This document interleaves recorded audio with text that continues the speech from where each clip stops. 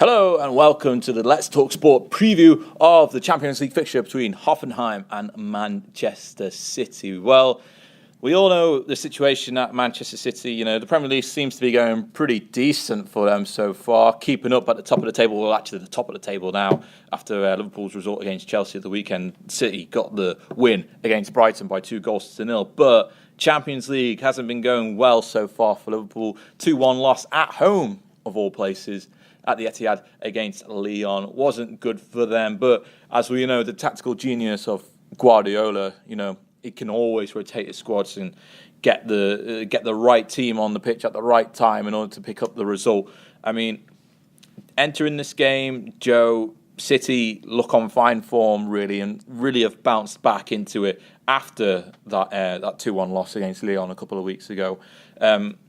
What kind of squads do you think we were expecting from Guardiola? Because he always loves to rotate them, doesn't he, for this game? I mean, should we expect to see Sané and Sterling playing together once more after a good performance at the weekend?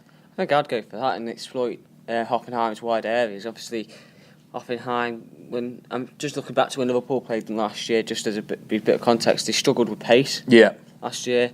Because Liverpool played them in the qualifying stages, didn't they? Yeah. In the playoff rounds, yeah. Yeah, so they struggled with pace out wide, so City can hit them out wide and get the balls in the box, and obviously they're going to cause Hoffenheim a lot of trouble. I think it's going to be one of those ones where City, they've got a big squad, haven't they, so they can just maybe field a slightly lesser side, but obviously you run the risk. I think City are favourites. I'm trying to think what Hoffenheim did in their first game. I think they drew 2-2 with Shakhtar Donetsk away in Ukraine. Not at Shakhtar though. Not at Donetsk, sorry, because of the torn war, Crimea and all that kind of stuff. We won't get into politics. But yeah, as you mentioned, Guardiola's with his rotation and things like that. But the one player that they've kind of had a good strong start with at the beginning of the season, but he's out and he's missed a couple of games now, is Benjamin Mendy. I mean, do we think City are able to survive really without that kind of player? Because he had a strong start, but as we've seen last season, you know, they didn't need Mendy to go on and win the league in the end. Yeah, I think that's the only area where they're slightly weak, isn't it? Is left back really? Because I think. Isn't it Fabian Delph who plays in that position now? From time to time. From time to time. I don't know. Obviously, like you said, they lasted last season without him. He's a quality player, but is he going to be one of these players that he's picked that big serious injury up? He's just going to have lots of little niggles from time to time in his games. It's one of those problems. I don't think it'd be too much of a problem though for Manchester City. They've got strength and depth and quality everywhere, so they'll be fine. They should be able to survive, I think. And going up against Hoffenheim in Germany, Hoffenheim are 11th in the Bundesliga, 2 wins, a draw, and 3 losses so far in the season. One of those losses coming against Red Bull Leipzig last weekend, 2-1 loss away there in Leipzig against them. And as already mentioned, the 2-2 draw against Shakhtar Donetsk last time out in the Champions League. This team's good on the counter-attack from what I've seen, but as you mentioned, they do struggle against wingers, so potentially we could see, Sterling and Sané and Mahrez taking advantage of this. Do you think Mahrez potentially deserves more game time in this one after kind of a slow start to his City career, do you think?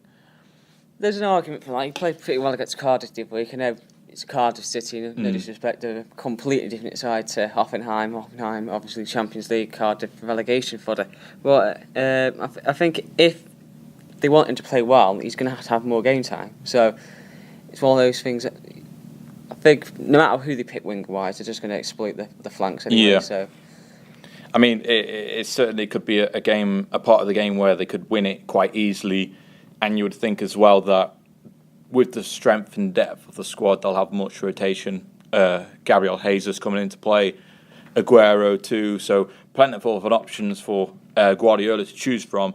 But entering this game already with a loss under their belt, you must be thinking that they have to bounce back relatively quickly if they want to keep their hopes and dreams alive of winning the Champions League. The only trophy which City haven't won since, the major trophy, shall we say, that City haven't won since the takeover of the Saudi Prince and whatnot.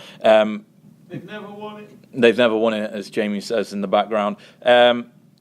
Entering this game, though, what are we expecting from City? What do you think the scoreline is going to be?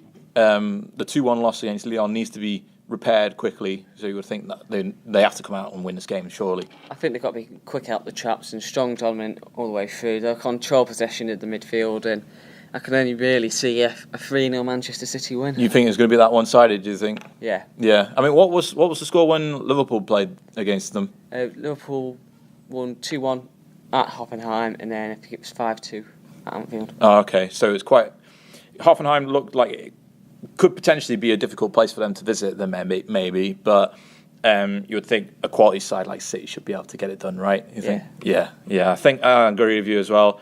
I think I'm going to go for a 2-1 scoreline. I'm just going to give a little bit of faith to Hoffenheim because of how they performed so far in the Champions League. You know, going away to Shakhtar can be a bit difficult for some teams, and getting a draw there is a good result for them. And if they're able to get a draw against City as well, then that'll put them in great shape for the rest of the group. But I think, as you mentioned, the firepower of City should be able to give the citizens all 3 points in this one and finally on the board in the Champions League. So, what are your own predictions for the game itself? Let us know in the comment section below this video. Don't forget to like it, subscribe for more Let's Talk Sport content. We shall see you all very soon.